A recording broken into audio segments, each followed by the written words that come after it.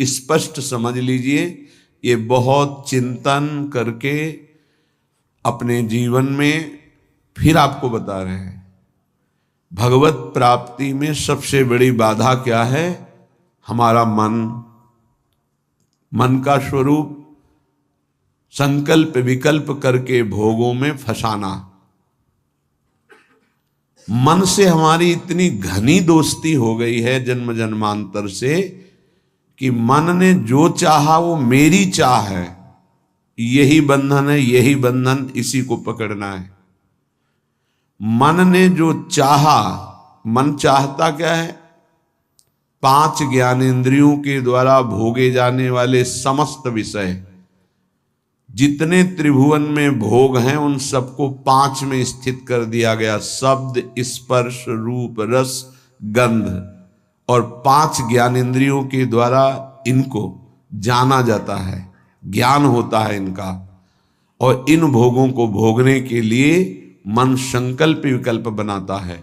मन को मैं मानकर, मन को अपना मानकर हमारी दुर्गति हो गई, हम बंधन से युक्त हो गए, दुख पर दुख भोगते चले जा रहे हैं। सुख की लालसा से सुख भोग क्रिया परिणाम भयानक दुख, इसका मूल मन। मन को सुधारना केवल इसकी मित्रता को हटा देने से होगा, दूसरा कोई उपाय नहीं है। ये आप अच्छे से समझ लीजिए। मन को यदि सुधारना है तो इससे दोस्ती हटानी पड़ेगी। बहुत कठिन है इससे दोस्ती छोड़ना। ये जो चाहता है वही मेरी चाह है, ऐसा हमें भ्रम हो गया है। ये अशांत तो हम अशांत, ये शांत तो हम शांत, ये भोगों में तो हमें चाहिए भोग, मैं भोगता। बड़ा विचित्र ये बंधन हो गया है। अगर समझ पा रहे हो, मन की दोस्ती, मन में तन्मयता, मन में अपनापन, यही हमारी मन की गुलामी का मुख्य कारण है, यही बंधन है। जब तक हम मन से दोस्ती नहीं हटा देंगे, मन में तदात्मता जो हो गई उसे नहीं हटाएंगे, अपनापन जो हो गया उसको नहीं हटाएंगे, तब तक इस पर शासन नहीं कर पाएंगे। जब तक मन को अधीन नहीं कर पाएंगे तब तक भजन नहीं हो सकता। भजन की बातें हो सकती हैं, फिर भजन की बातों से हम सम्मान चाहते हैं, रुपया चाहते हैं, नाना प्रकार के भोग चाहते हैं, मनोकामनाओं की पूर्ति चाहते हैं। वो इन के इन प्रकार फंसा के ही रखता है, वो मुक्त नहीं होने देता।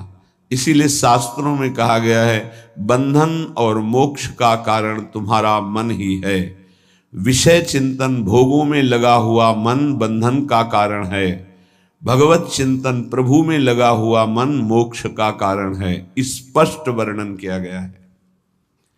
इसलिए धैर्य पूर्वक अंतर्मुख होकर के इस मन से दोस्ती हटा दीजिए। ये बिना सत्संग के आप इस युक्ति को नहीं जान पाएंगे। आप इंद्रियां नहीं हैं, आप मन नहीं हैं, आप शरीर नहीं हैं, आप प्राण नहीं हैं, आप भगवान के अंश हैं, ये प्रकृति के अंश हैं, आप परमात्मा के अंश हैं। अपने को भूलकर इनकी अधीनता स्वीकार करके हमारी ये दुर्गति हो गई कि हम तुच्छ विषयों के अधीन हो गए। ऐसा लगता है यदि मन हमारा साथ नहीं देगा तो हम तो किसी काम के नहीं रह गए। अगर हम भोग नहीं भोगेंगे तो हमारा जीवन ही क्या रह गया। ये भ्रम बैठ गया है। यद्यपि आप पूर्ण काम हैं, आपको किसी भी वस्तु व्यक्ति स्थान भोग की किंचिन मात्र आवश्यकता नहीं है, पर आपका ये मन आपको अधीन करके भोगों में सुख है, यही जीवन है, यही लाभ है, ऐसा भ्रम करा दिया है। उसी भ्रम को दूर कराने के लिए श्री भगवान गुरुदेव के रूप से, शास्त्र रूप से, नाना प्रकार के धर्मार्थ कार्यों के रूप से, कि इससे मन पवित्र होगा। पवित्र मन निष्काम होता है, अपवित्र मन कामी होता है। जब तक मन पवित्र नहीं होगा तब तक प्रभु से प्रेम या प्रभु का तन्मयता पूर्वक भजन असंभव। निर्मल मन जन सो मोहि पावा। निर्मल मन प्रभु के नाम, प्रभु के धाम, प्रभु की लीला, प्रभु के रूप, इन्हीं से निर्मल होता है। संसार का नाम, संसार का रूप, संसार की जो त्रिगुणात्मका माया के द्वारा खेले जाना वाला खेल है, ये सब मलिन करने वाला है मन को, और हम इसी में लगाए हैं, इसीलिए हमारी दुर्दशा हो रही है। बिल्कुल सच्ची मानिए, ये हमारे इस समय शत्रु पक्ष का काम कर रहे हैं, मन और इंद्रियां। देखो, कई बार का ध्यान दीजिए, पैसा दे के ये जानते हैं कि इसमें जो नाटक हो रहा है वो बिल्कुल झूठा है। आप जाते हैं, आप वहां 3 घंटे बैठते हैं, कोई मन को विक्षेप नहीं, कोई मन भागेगा नहीं कहीं, आराम से आपको 3 घंटे साथ देगा। लेकिन 30 मिनट माला उठाइए, देखिए फिर इसकी चाल कितना भागता है।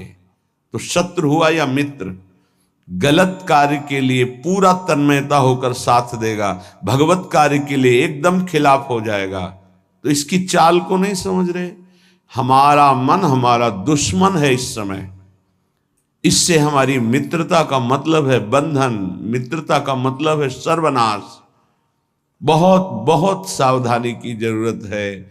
ये मन 5 मिनट ऐसी चेष्टा करा देगा, आजीवन कारावास। कुछ क्षण ऐसी चेष्टा करा देगा, फांसी की सजा। कुछ क्षण ऐसे पाप करा देगा, नहीं कोई जानेगा, तो अंदर से भयानक रोगों की उत्पत्ति, अशांति, हृदय का हर समय दाह युक्त होकर जलना, बहुत प्रकार से कष्ट ही कष्ट देने वाला है। दुख योनयः, इससे दुख ही प्रकट होता है। इसलिए उपासक अपने आप को और मन को अलग करना सीखे। मन की मांग जो सही है वो पास कर दीजिए, जो गलत है उसको ना कर दीजिए, और बहुत जोर से ना कीजिए। नहीं नहीं नहीं, 1000 बार वो आपके सामने पेश करेगा, बड़ा सुख मिलेगा, नहीं। पर हम अंदर से कहीं ना कहीं टूट चुके हैं, हार चुके हैं। तो हमें लगता है कि यदि हम मन का साथ नहीं देंगे तो हाँ, ये हमको जलाएगा, ये हमको परेशान करेगा, और वो मैं सह नहीं सकता। इसी से हम मुक्त नहीं हो पा रहे, इसी से हम परमानंद में नहीं डूब पा रहे। यही कमजोरी है, इसको अच्छे से समझिएगा। मन से एक बार युद्ध करना पड़ेगा। यदि इतना सत्संग के द्वारा हम विवेक प्राप्त कर लें कि ये मैं नहीं हूं मन, ये मेरा नहीं है मन, प्रकृति का अंश है, बस फिर तो आप लड़ सकते हैं। और जब मेरा मन, तो आपकी सामर्थ्य नहीं कि ना बोल सकें। जबान से ना बोलेंगे, कदम वहीं चलेंगे जिधर मन ले जाएगा। ये बड़ा सूक्ष्म विषय, इसको समझ लीजिए। सब का सब पूरा अध्यात्म इसी बात पर टिका हुआ है। अगर मन निर्मल तो भगवत साक्षात्कार, मन निर्मल तो स्वरूप स्थित, मन मलिन तो दुर्गति। सारी साधना का फल मन को शांत कर लेना, निर्मल कर लेना, मन को अपने शासन में ले आना। पर ये तभी होगा जब इससे दोस्ती हटाएं। यहां दोस्ती क्या, मन की मांग मतलब मेरी मांग, मेरी मांग मतलब अब पूर्ण ही होना चाहिए, कुछ भी हो। इसी से पापाचरण बनते हैं और मन मलिन हो जाता है, हम और मन के अधीन हो जाते हैं। वो हमें और ऐसी स्थिति ले आता है कि मेरे से कहां भजन साधन, और पूरा जीवन व्यर्थ हो जाता है। श्रीपाद प्रबोधानंद जी महाराज कहते हैं, जागर्ति दुंदभिरवः परमोत्र राधा वृंदावने वन इति प्रकटः पुराणे तस्या विधेयमसमूर्ध महानुराग मूर्तेस् तदंगनमपोहे हरिम क्व पश्ये। हे भाई, मेरी बात सुनो और जाग जाओ। ये मोह निद्रा में तुम सो करके अपने जीवन को नष्ट कर रहे हो। क्या सोना है? ये मेरी पत्नी, मेरा पुत्र, मेरा मकान, मेरी संपत्ति और इतना एकत्रित कर लिया है, अब और आगे इतना एकत्रित करूंगा, ये भोग लिया है, आगे ये भोग लूंगा, ऐसा ऐसा। ये स्वप्न चल रहा है। मोह निशा सब सोवनिहारा, देखें स्वप्न अनेक प्रकारा। अब इस स्वप्न में इतना लंबा स्वप्न है कि हम ये जान ही नहीं पा रहे हैं कि हमको यहां से जाना है, कुछ नहीं ले जाना है। हम आए किस लिए हैं, कर क्या रहे हैं, करना क्या है, इसका समाधान ही नहीं हो पाया। बस चलता जा रहा है। दूसरे को दाह संस्कार करके शौक आता है, समझाता है दूसरों को, खुद नहीं समझता कि यही दशा मेरे शरीर की होने वाली है। फिर इसके बाद कोई नवीन शरीर मिलेगा जिसमें हम साधना नहीं कर सकते, जिसमें हम बंधन से मुक्त नहीं हो सकते। इसलिए जागो, प्रभु की प्राप्ति ही जगना है। जहां तुम्हारे हृदय में भाव आया कि मुझे इस जन्म में भगवत साक्षात्कार करना है, जीवन मुक्त होना है, जगना प्रारंभ हो गया। अगर ये चाह नहीं आई तो सो रहा है, चाहे कोई भी हो। 18 पुराण कंठस्थ हो, चारों वेद कंठस्थ हो, लेकिन लक्ष्य भगवत प्राप्ति नहीं है तो सोया हुआ है। जगा हुआ पुरुष वही माना जाता है। मोह का नाश होकर ज्ञान का प्रादुर्भाव हो जाना। होय विवेक मोह भ्रम भागा, तब सब विषय विलास विरागा। जगा हुआ पुरुष जिसके हृदय में बात आ गई है, मुझे स्वरूप स्थित होना है, भगवत प्रेम प्राप्त करना है, भगवान से मिलना है, पक्का इस जन्म में मिलना है भगवान से, ये बात आ गई, वो जगा हुआ पुरुष है। तो ये बात जान लो कि भगवान कहां मिलेंगे। श्रीपाद कहें, ये हम डंके की चोट से कहते हैं कि हमारी लाडली जू परम पावन वृंदावन धाम में अभी इसी क्षण लीला परायण है।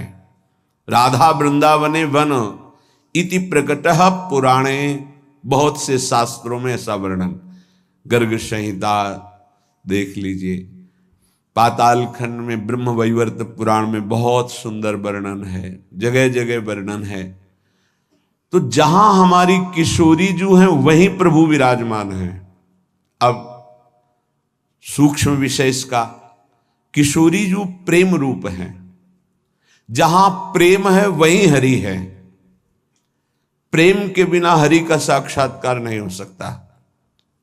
प्रेम का मूर्तिमान स्वरूप हमारी प्रिया जो है, इसीलिए हम कहते हैं राधा राधा राधा, क्योंकि राधा उच्चारण किया तो जिनका नाम राधा है वो देखे, और जिनको प्राण प्रिय है वो देखे। प्राण प्रिय है हरि को, हरि रसना राधा राधा रट, स्वयं हरि जो राधा राधा रटते हैं, और किशोरी जो प्रिया प्रीतम दोनों हमारी तरफ देखेंगे राधा उच्चारण से।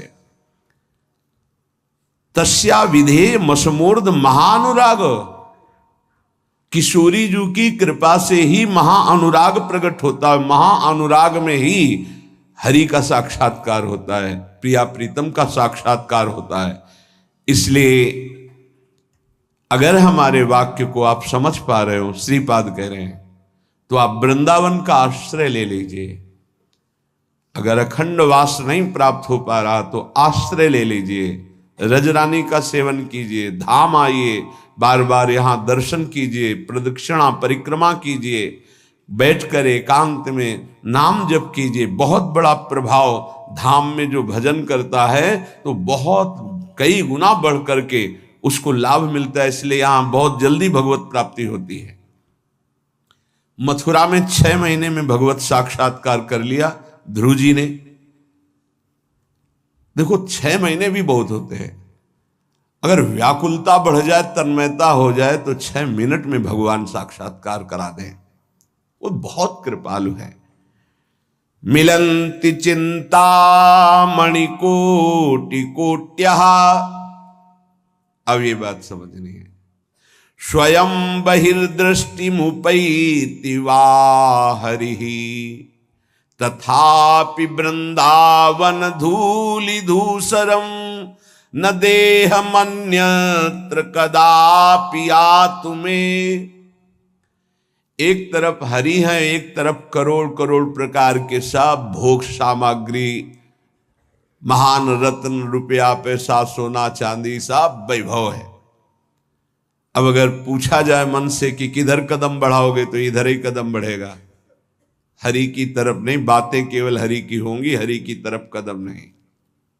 बहुत विचित्र माया है, बहुत विचित्र माया। देखो ना, मन समझा रहा है अभी भोग लो, हरि तो आगे मिल ही जाएंगे।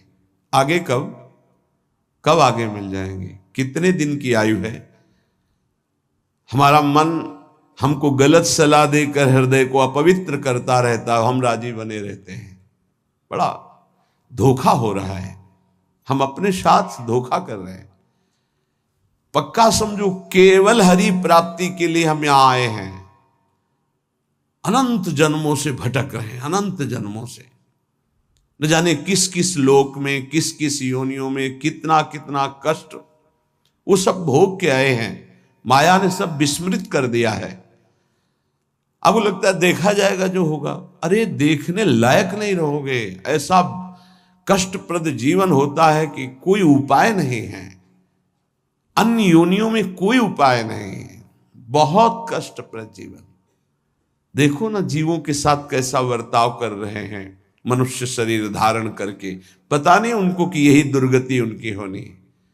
जीवित ऐसे जैसे पकोड़े तले जा रहे हैं, ऐसे जीवों को, ऐसे उनके, वो भी जीव हैं, वो हम ही तुम हैं, कर्म के अनुसार वो बन गए। क्या बर्ताव हो रहा है? वैसे भी जंगल में नाना प्रकार के कष्ट अन्य जीवों को प्राप्त होते हैं। अगर कांटा लग गया तो आप निकाल सकते हो, वो नहीं निकाल सकते। एकमात्र मानव देह है जिससे आप इस माया प्रपंच से मुक्त हो सकते हैं। यहां आना बुरा नहीं है, लेकिन कर्म बंधनों से आना बुरा है। जैसे जेल में दोनों रहते हैं, जेलर भी और कैदी भी। कैदी बन करके रहना ठीक नहीं, जेलर वहीं रहता है, उसको कोई बंधन थोड़ी। ऐसे ही कारक महापुरुष के रूप में जगत में आना बड़ा सुखद है।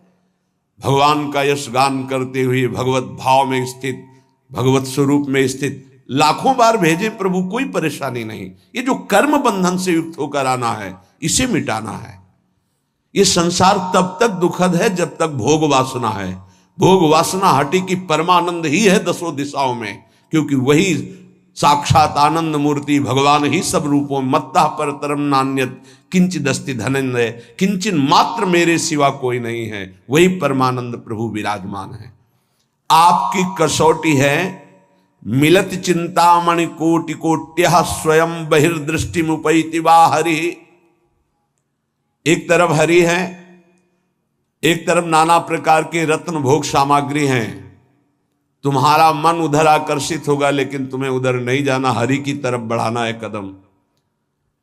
यहां तो बहुत छोटा स्तर गिरा हुआ है हमारी साधना का। अगर हमारे मनोनुकूल भोजन मिल गया तो प्रभु को भूल जाएंगे और उसका स्वाद लेने में हम समय अपना नष्ट कर देंगे। एक रसेंद्री का विषय, ऐसे हर इंद्री का विषय आप देख लीजिए। आपके मनोनुकूल कोई गाना, कोई नाटक, कोई सिनेमा, कोई आप देख लीजिए, प्रभु को भूल जाएंगे आप उस समय, और उस पे आपका मन तन्मय हो जाएगा। कितनी छोटी गिरी हुई स्थिति है। त्रिभुवन का कोई भी आकर्षण हमारा नाम न छुटवा पावे, भगवत स्मृति न छुटवा पावे, तब तो साधना मानी जाएगी। बिल्कुल सावधान। श्रीधाम वृंदावन का जो वास है, आश्रय है, ये बहुत जोर का है। आश्रय से ही भगवत प्राप्ति हो जाएगी अगर दृढ़ निष्ठा आ जाए। कोटि कोटि चिंतामणि रत्न आदि आपको प्राप्त हो तो भी तुम आश्रय मत छोड़ना, प्रभु का, वृंदावन का, धाम का। पहली बात तो ये भगवत आश्रय कहीं भी रहोगे तो ये धाम आपको अपनी महिमा प्रकाशित कर देगा। कहीं भी आश्रय पक्का होना चाहिए। आश्रित हृदय वृंदावन का कैसा होता है कि जहां उसको अपने व्यवहार कार्य से फुर्सत मिली भागा, जैसे कोई अपने घर को भागता है छुट्टी मिलने पर, ऐसे श्रीधाम भाग के आया। उससे कोई कहे अमुक जगह चलो बहुत सुंदर वहां शोभा है प्रकृति की, वो नहीं जाएगा। नहीं, हमारा तो जीवन वृंदावन है, प्राण वृंदावन है, सर्वस्व वृंदावन है। वो बस भाग के वृंदावन, ये है वृंदावन का आश्रय। एक दिन का भी समय मिला तो कहीं नहीं, भागा वृंदावन की तरफ। एक बार बिहारी जी की दंडवत, एक बार वृंदावन की परिक्रमा की, फिर चला गया। आश्रय तत्व अगर पुष्ट होगा तो वृंदावन वहीं कृपा कर देगा। एक बात और बड़ी जोर की कह रहे हैं कि जिनको वृंदावन वास मिल गया है उनके लिए खास बात। यदि आपको अखंड वृंदावन वास मिल गया है तो अब बहिर्दृष्टि मुपैति वा हरि, हरि भी वृंदावन की सीमा के बाहर आपको बुला रहे हो तो मत जाना। जैसा श्रीपाद श्लोक में लिख रहे हैं, श्री भट्ट देवाचार्य जी उसे पद में लिख रहे हैं, विपिन राज सीमा के बाहर हरिहू को न निहार, रे मन वृंदा विपिन निहार। यद्यपि मिले कोटि चिंतामणि तऊ न हाथ पसार। बिल्कुल उसी की टीका है मानो।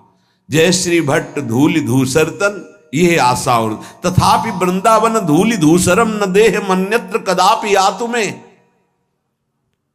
वृंदावन की रज से सना हुआ हमारा शरीर और अंतिम श्वास यही पूरी हो राधा, वो बात बन गई जो बड़ी बड़ी साधना से नहीं बनती, बड़ी बड़ी साधना से। अंदर की खास बात है अपने को भूल जाना और प्रभु के चिंतन में तन्मय हो जाना, यह भक्ति का लक्षण है। सब कुछ भूल जाना, अपने स्वरूप में स्थित हो जाना, यह ज्ञान का है। इसके अलावा भगवान की माया का प्रभाव है। बड़ी विडंबना है, भगवान की कृपा से जब कोई साधन बनता है तो हम भगवान की कृपा ना कह करके, भगवान की कृपा ना मान करके हम उसमें अपना अहम आरोपित कर लेते हैं। इसलिए हमारी साधना बाधित हो जाती है और हम विक्षिप्त हो जाते हैं, विक्षेप पड़ जाता है साधना में। किसी के मुख से सुन रहे थे कि मैं केवल प्रवचन नहीं कर रहा हूं, इतना समय हो गया, ये नहीं खाया, ये नहीं पिया, ऐसा, ये त्याग। अरे ये सब देहाभिमान के अंतर्गत है, इसका कोई महत्व नहीं है। मछली जल में रह करके पूरा जीवन व्यतीत करती है केवल जल पी करके, केचुआ केवल मिट्टी खा के रहता है, कितने पंछी केवल फल खा के रहते हैं। क्या भगवत प्राप्ति हो जाती है क्या?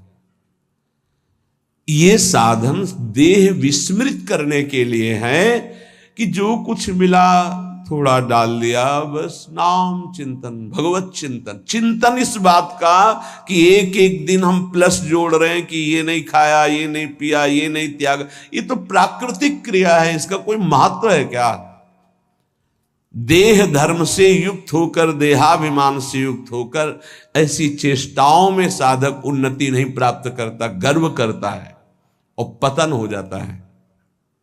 महाराज ययाति का सुकृत नष्ट नहीं हो रहा था, बड़े समय से उत्तम लोकों में विमानों से घूम रहे थे। देवराज इंद्र ने एक बार उनको बुलाया, महाराज आपने कौन सा सुकृत किया कि आपके दिव्य लोक सुरक्षित हैं, अर्थात आपका पतन नहीं हो रहा, आपके पुण्य नष्ट नहीं हो रहे। तो सभा में जब ऐसा पूछा तो अहम उदित हो गया। महाभारत में भगवान व्यासदेव जी वर्णन करते हैं, उन्होंने कहा ना कोई ऐसा हुआ है, ना है, ना आगे होगा। जैसा मैंने दान किया, तप किया, सुकृत किए, बस ऐसा निकलना था कि सारे सुकृत भस्म हो गए। देवराज इंद्र ने कहा विश्व के समस्त ऋषियों का, महात्माओं का, धर्मात्माओं का आपने अपमान कर दिया, आप भ्रष्ट हो जाए। उसी समय सर के बल नीचे ऐसे मृत्युलोक की तरफ आने लगे। तब उन्होंने आर्त भाव से कहा गलती हो गई हमसे, हमारी अंतिम प्रार्थना, जा तो रहा हूं नीचे के लोक में लेकिन महात्माओं के बीच में गिरूं। तो कुछ महात्मा ऐसे खड़े हुए, महाराज शिवी भी उसमें थे, भगवत चर्चा संभाषण कर रहे थे। देखा कोई तेजों में पतन की स्थिति से आ रहा है गिरता हुआ, तो ये कोई पुण्यात्मा है, रोक दिया अपने भजन बल से। जब ये जाना कि ये तो महाराज ये आती है, सारे सुकृत अपने दे दिए, तत्काल ऊपर से ऊपर चले गए। भजन का एक बल है, वो बल भगवान की कृपा से जुड़ा होना चाहिए। अगर अहम से जुड़ गया तो पतन होने में देर नहीं लगती। इस बात में साधक बहुत सावधान रहे। प्रायः ये अहम घूम करके ऐसे आ जाता, ऐसे शब्द साफ संतों की अवहेलना हो रही थी उनके मुख से, साफ संतों की। ऐसा कोई कर सकता है जैसा मैं कर रहा हूं? मैं कुछ नहीं है। ये खाना पीना, लेना देना, उठना बैठना, ये एक प्राकृतिक चेष्टाएं हैं। इनसे किसी की महात्मा स्थिति नहीं जानी जाती। महात्मा स्थिति हृदय की होती है, जो समस्त द्वंद्वों पर विजय प्राप्त कर चुका है, जो देहाभिमान रहित हो चुका है, जो तीनों शरीरों के राग का त्यागी, उसे महात्मा कहते हैं। बड़ा सूक्ष्म विषय अध्यात्म, इसीलिए कह रहे अध्यात्म को समझने की जिज्ञासा करने वाला कोई लाखों में एक होता है, और अध्यात्म की जिज्ञासा पूर्ण करने वाला कोई करोड़ों में एक होता है। आप शास्त्रों में पढ़ के देखिए, हजारों जन्मों की पुण्य एकत्रित होते तब मुमुक्षुता जागृत होती, मैं मुक्त होना चाहता हूं। अरे भगवान की कृपा से कोई साधन बन जाए तो दैन्य हो जाओ कि भगवान ने साधना करवा दी। कृपयतु मयि वृंदारण्य राज्ञी मनाग, प्रति बहुल कृपारुष्णेह भाराद्रुदश्रु, फलतु तदनुकंपा कल्पवल्ली, फलम त्वद् भूतो मदिवसतिर्मे तत्प्रियारामशीम्नि।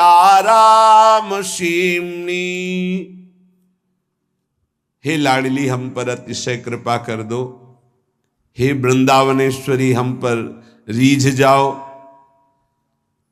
ऐसी कृपा कर दो कि आपकी चरण चिन्हों से चिन्हित इस भूमि की सीमा से कभी बाहर ना जाऊं, ऐसी कृपा कर दो। हे करुणामयी कल्पलता स्वरूप, कल्पलता कल्पतरु, जो इच्छा करो वो प्राप्त। मेरी इच्छा यही है, ये इच्छा मेरी फलीभूत हो जाए कि मैं कभी वृंदावन की सीमा से बाहर न जाऊं। हे लाडली, यदि बाहर जाऊं तो आपका भरोसा केवल रहे हृदय में। आपके भरोसे से ही हम संसार प्रपंच के खेलों में फंसेंगे नहीं। महारानी जू, हे प्रियाजू, आप करुणामयी हम पर ऐसी कृपा कर दो कि पहली बात तो वृंदावन की सीमा के बाहर न जाऊं, दूसरी बात अगर बाहर सेवार्थ व्यवहार्थ तो हे लाडली आपके चरणों का दृढ़ भरोसा रहे। अगर श्री जी के चरणों का दृढ़ भरोसा है तो पतित नहीं हो सकता उपासक। बाहर और भीतर, संसार में और धाम में, दोनों बात समझ लीजिए। हृदय में और बाहर व्यवहार में, धाम में और संसार में, वही सौभाग्यशाली माना जाएगा जिसका चिंतन प्रभु से हो रहा है। जो प्रभु के चिंतन में जुड़ा हुआ है वही महान सौभाग्यशाली है। धाम की एक असीम कृपा है, पर आप धाम में रहकर प्रिया प्रीतम का चिंतन नहीं करते, मनमानी पापाचरण करते हो, तो पुनः यही जन्म होगा लेकिन दंड मिलेगा। ऐसा नहीं कि आप धाम वास कर रहे हैं, मनमानी आचरण कर रहे हैं तो आपको विमान आएगा, आप नहीं, आपको यही दंड मिलेगा। बहुत विविध प्रकार के दंड है। यहां भूत भी बनते हैं, हजारों वर्ष तक भटकना होता है, जब तक कोई सिद्ध महापुरुष नहीं मिल जाएगा तब तक उद्धार नहीं होता। पर रहेंगे धाम में, भूतेश्वर भगवान जो मथुरा में विराजमान, उनके शासन में रहेंगे। यहां भी विविध योनियों की प्राप्ति हो जाएगी, बड़ा कष्ट में जीवन रहेगा। इसलिए मानव देह मिला है, कोई अपराध न बने, निरंतर भगवत चिंतन हो। अगर ये बात आश्रय लेकर बाहर भी हो रही है तो आपको दिव्य वृंदावन धाम की प्राप्ति होगी।